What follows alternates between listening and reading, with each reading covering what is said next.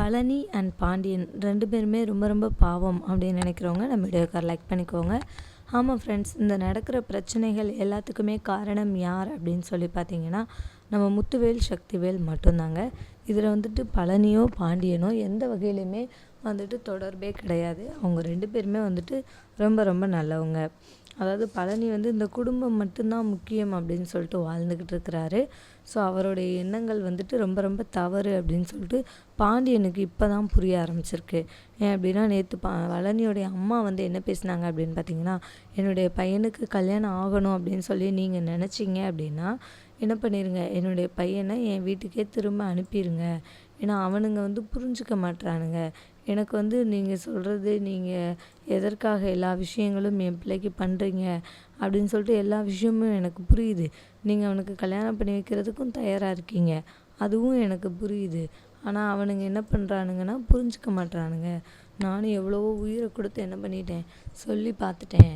அவங்க வந்து தன்னுடைய கௌரவம், வரட்டு கௌரவத்தை மட்டும்தான் என்ன பண்ணுறானுங்க முக்கியம்னு பார்க்குறானுங்க. ஆனால் வந்துட்டு பழனியோடைய கஷ்டத்தை வந்து என்ன பண்ணிக்கிற மாட்டேங்கிறானுங்க, புரிஞ்சுக்க மாட்றானுங்க. கேட்டால் அவங்களுக்கு பாசம் இருக்குன்னு சொல்கிறானுங்க.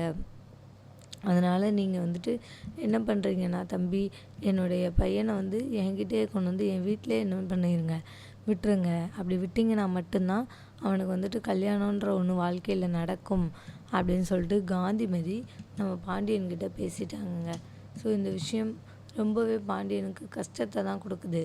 ஏன்னா அவர் வந்து இத்தனை வருஷமாக என்ன பண்ணார் அப்படின்னா, எப்போவுமே வந்துட்டு தன்னுடைய குடும்பத்துக்காகவே பழனி வந்துட்டு அவர் கூடயே இருந்த ஒரு ஆள்.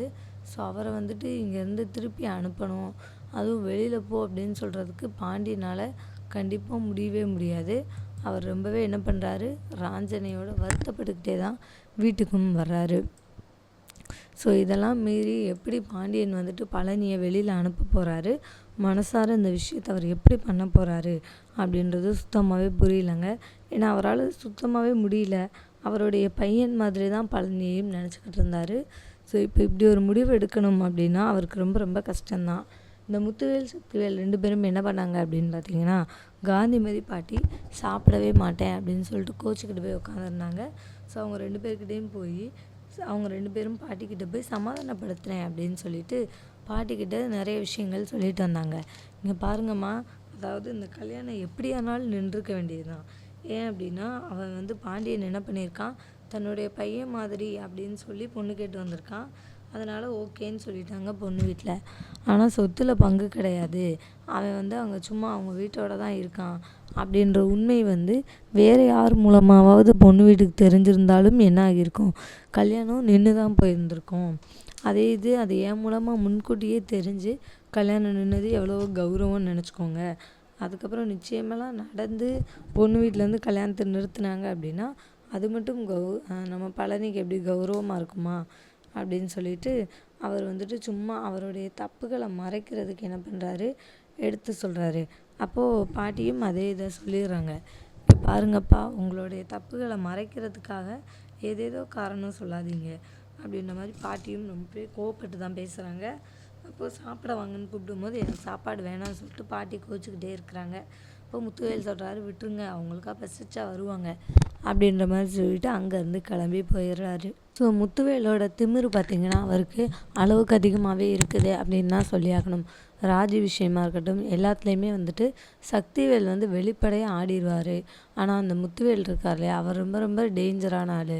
அவர் வந்துட்டு ஒரு மூவ் எடுத்து வச்சாலும் என்ன பண்ணிடுவாருன்னா, அவங்கள வந்துட்டு கதிங்கலங்கிற மாதிரி நிறைய பிரச்சனைகளை உண்டு பண்ணிடுவார் அப்படின்றது நமக்கு ரொம்ப நல்லாவே தெரியும். இந்த விஷயம் புரியாதவங்க என்ன பண்ணிடுவாங்கன்னா அதில் போய் மாட்டிக்குவாங்க. ஸோ அப்படி தான் வந்துட்டு இப்போ என்ன நடக்குது அப்படின்னா, காந்திமதியும் சரி, நம்ம இந்த பக்கம் பாண்டியன், பழனி, இவங்க எல்லாருமே வந்துட்டு இவங்க இந்தளவுக்கு அவன் வந்துட்டு ஒஸ்ட்டாக போயிட மாட்டான், கேவலமாக நடந்துக்க மாட்டான் அப்படின்னு சொல்லி நினச்சி என்ன பண்ணிட்டாங்க, நிறைய பிரச்சனைகளை தனக்கு தானே அவங்களே இழுத்து வச்சுக்கிட்டாங்க அப்படின்னு தான் சொல்லி ஆகணும். ஏன்னா அவங்க என்ன நினச்சாங்க அப்படின்னா, இந்த அளவுக்கு போக மாட்டாங்கன்னு நினச்சாங்க. ஆனால் முத்துவேல் ரொம்ப ரொம்ப தரமட்டமாக இறங்கி இப்படியும் ஒரு வேலையை பார்த்து வச்சுட்டாரு. ஸோ இப்படியெல்லாம் நடந்ததுக்கப்புறம் என்ன நடக்குது அப்படின்னு பார்த்தீங்கன்னா, காந்திமதி நேராக போய் நான் முன்னே சொன்ன மாதிரி பாண்டியன்கிட்ட போய் நிறைய விஷயங்களை பேசிட்டாங்க. என்னுடைய பையனை என் வீட்டுக்கு அனுப்பிச்சி வச்சுருங்க அப்படின்ற மாதிரி சொன்னோடனே அவங்களுக்கும் சுத்தமாக வந்துட்டு மைண்டெல்லாம் ரொம்பவே பிளாங்க் ஆகிடுச்சு. ரொம்பவே யோசனையாக இருக்கிறாங்க. அப்போ முத்துவேலும் சக்திவேலும் சொன்ன விஷயங்கள் சரிதான். நம்மளுடைய பையன் இந்த வீட்டுக்கு வந்தால் தான் அவனுக்கு வந்துட்டு கல்யாணம் ஆகும் அப்படின்னா நம்ம வந்து என்ன பண்ணிடணும், அவனை பேசாமல் வர வச்சிட வேண்டியதான் அப்படின்னு சொல்லி பாட்டி முடிவெடுத்துட்டாங்க. முடிவெடுத்து அங்கேருந்து கிளம்பி பாண்டியனை பார்க்குறதுக்கு போய் எல்லா விஷயங்களையும் சொல்லிடுறாங்க. சொன்னதுக்கப்புறம் பாண்டியனுக்கு மனசு முழுக்க ஒரே யோசனை, என்ன பண்ணலாம் அப்படின்னு சொல்லிட்டு யோசிச்சுக்கிட்டே இருக்கிறாரு. அப்போது அந்த டைமில் தான் வந்துட்டு பாண்டியன் வீட்டுக்கு கிளம்பி தான் போய்கிட்டு இருக்கிறாரு. ஸோ வீட்டுக்கு கிளம்பி போயிட்டு அங்கே வச்சு சரி ஓகே எல்லாத்தையும் சொல்லிடலாம் அப்படின்ற மாதிரி முடிவு பண்ணி தான் போகிறாரு. அப்போது பழனி இருக்கிறார் இல்லையா, பழனியை பற்றி பாண்டியனுக்கு நிறைய யோசனைகள் ஓடுது. அவனையும் என்னுடைய பையனாக தானே நினச்சேன், இப்படி வந்துட்டு என்கிட்ட பிரச்சனை பண்ணுறாங்களே, நான் அந்த பையனை இப்போ எப்படி நான் வெளியில் போகணுன்னு சொல்லுவேன், நான் என் பிள்ளை கணக்காக வளர்த்துட்டேன், அவனை எப்படி வெளியில் போகணுன்னு சொல்ல முடியும் அப்படின்னு சொல்லிட்டு இவருக்கும் நிறைய யோசனைகள் ரொம்பவே வருது. ஸோ இவரும் இந்த இடத்துல என்ன பண்ணுறதுனே தெரியாமல் ரொம்பவும் யோசிச்சுக்கிட்டு தான் இருக்கிறாரு. ஸோ இப்போ பாண்டியன் என்ன பண்ணுறாரு அப்படின்னா நேராக வீட்டுக்கு போகிறாரு. அப்போது பழனி வந்துட்டு கொஞ்சம் நார்மல் ஆகிட்டார். எப்படி அப்படின்னு பார்த்திங்கன்னா, நம்ம கதிர் இவங்க எல்லாரும் சேர்ந்து நம்ம பழனியை வந்துட்டு வெளியில் கூட்டிகிட்டு போயிருந்தாங்க. கூட்டிகிட்டு போய் கொஞ்சம் தண்ணி அடிக்கிறது, பீர் அடிக்கிறது அப்படின்னு சொல்லிட்டு நிறைய விஷயங்கள் பண்ணி என்ன பண்ணாங்க, டான்ஸ் எல்லாம் ஆடி எப்படியோ அவரை வந்து கொஞ்சம் கூல் பண்ணிட்டாங்க. கூல் பண்ணி கொஞ்சம் ரிலாக்ஸும் ஆகிட்டார் அவர். அப்போது வீட்டுக்கு வந்து கிளம்பி வந்துடுறாங்க. இருந்தாலும் அவருக்கு வந்துட்டு கவலை அப்படின்றது இல்லாமல் இல்லை. மனதளவில் அவர் ரொம்பவும் கவலையாக தான் இருக்கிறாரு. பட் வெளிப்படையாக எதையும் என்ன பண்ணலை, காட்டிக்கலை. அப்போது என்ன நடக்குது அப்படின்னா, வீட்டுக்கு கிளம்பி போனோடனே சாப்பாடு செஞ்சு வச்சுருக்குறாங்க. அப்போது சாப்பாடு வச்சோடனே எல்லோரும் சாப்பிட உட்காந்துருக்காங்க. இப்போ பாண்டியன் வழக்கம் போல் பேச்ச ஆரம்பிக்காமல் ரொம்பவே கம்முன்னு இருக்கிறாரு. அப்போ எல்லோரும் அவங்களுக்குள்ளே பேசிகிட்டு இருக்காங்க. பழனி வந்துட்டு வழக்கம் போல் கலகலன்னு பேசிகிட்டு இருக்காரு. சாம்பார் எவ்வளோ சூப்பராக இருக்குது, அக்கா மணக்க மணக்க சாம்பார் வச்சுருக்கு அப்படி இப்படின்னு சொல்லிட்டு அவர் சொல்கிற விஷயங்களே என்ன பண்ணுறாரு, சொல்லிக்கிட்டு இருக்காரு. அப்போது பாண்டியன் கேட்குறாரு, இங்கே பாருடா பழனி, உனக்கு நிஜமாகவே உன்னுடைய நிச்சயதார்த்தம் நின்னதில் உனக்கு எந்த வருத்தமும் இல்லையா அப்படின்ற மாதிரி கேட்கும்போது இவர் என்ன சொல்கிறாரு அப்படின்னா, இல்லை எனக்கு எந்த வருத்தமும் இல்லை அப்படின்ற மாதிரி சொல்கிறாங்க. அப்போது பொய் சொல்லாதடா, உண்மையிலே உன் மனசால் சொல்லு, உனக்கு எந்த வருத்தமும் இல்லையா அப்படின்ற மாதிரி கேட்கும்போது, இல்லை மச்சான் நிஜமாகவே எனக்கு எந்த வருத்தமும் இல்லை அப்படின்ற மாதிரி அவரும் சொல்லிடுறாரு. அப்போது பாண்டியனுக்கு வந்துட்டு இருந்தாலும் மனசு என்ன ஆகுது அப்படின்னா ரொம்பவும் கஷ்டமாக தான் இருக்குது. இல்லை இவனுக்கு கண்டிப்பாக இதில் வந்துட்டு என்ன இருக்கும், வருத்தம் இருக்க தான் செய்யும். அவன் வந்து என்ன பண்ணல, வெளிப்படையாக சொல்ல மாட்டேங்கிறான். ஆனால் வந்துட்டு நம்ம கண்டிப்பாக அந்த விஷயத்த இதோடு விடக்கூடாது. அத்தை சொன்ன விஷயங்கள் சரிதான், நம்ம வந்து சீக்கிரமாகவே அவனை வந்து வீட்டை விட்டு அனுப்பிடணும் அப்படின்னு சொல்லிட்டு பாண்டியனும் முடிவுக்கு வந்துட்டார். இப்போது பாண்டியன் என்ன நினைக்கிறாரு அப்படின்னா, சரி ஓகே, ஆனால் இதை நம்ம எப்படி அவன்கிட்ட நேரடியாக சொல்கிறது, அவன்கிட்ட சொல்கிற தைரியம் பாண்டியனுக்கு இல்லை. அந்தளவுக்கு அவருக்கு இன்னும் மனசு என்னாகலை, விடலை. அவரால் சுத்தமாகவே அப்படி பேசவும் முடியாது. அவர்கிட்ட கோவப்பட்டு கூட கத்திடுவாரே தவிர வெளியில் போ அப்படின்னு சொல்லிட்டு அவரால் சொல்லவே முடியாது. ஆனாலும் அவர் வேறு வழியே இல்லை.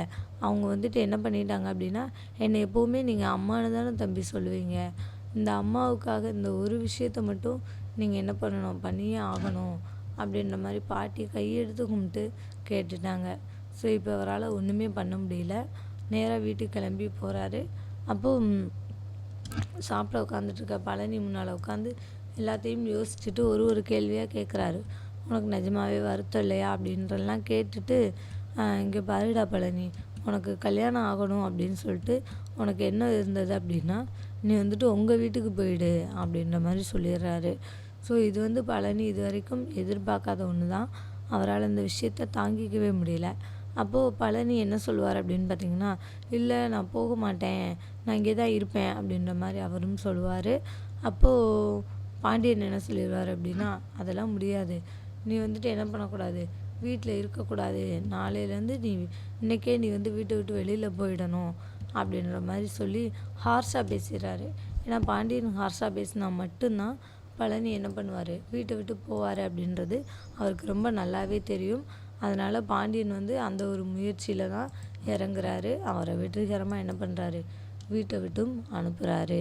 அப்போது பழனி எல்லாருக்கிட்டேயும் வீட்டிலேருந்து கிளம்பும் போது ட்ரெஸ் எல்லாம் எடுத்து வச்சுட்டு எல்லாருக்கிட்டேயும் கண்ணீர் மல்க அவர் வந்து அவருடைய பிரிவை வந்துட்டு ரொம்பவே ஷேர் பண்ணிக்கிறாரு.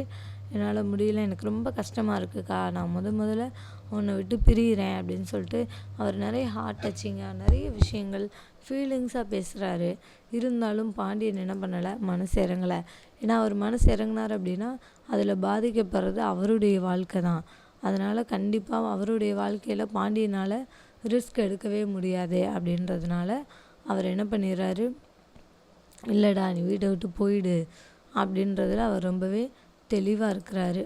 அப்போது ஒரு வழியாக என்ன பண்ணிடுறாரு, வீட்டை விட்டும் அனுப்பிடுறாரு. அப்போது பழனி கிளம்பி அங்கே போகிறாங்க வீட்டுக்கு.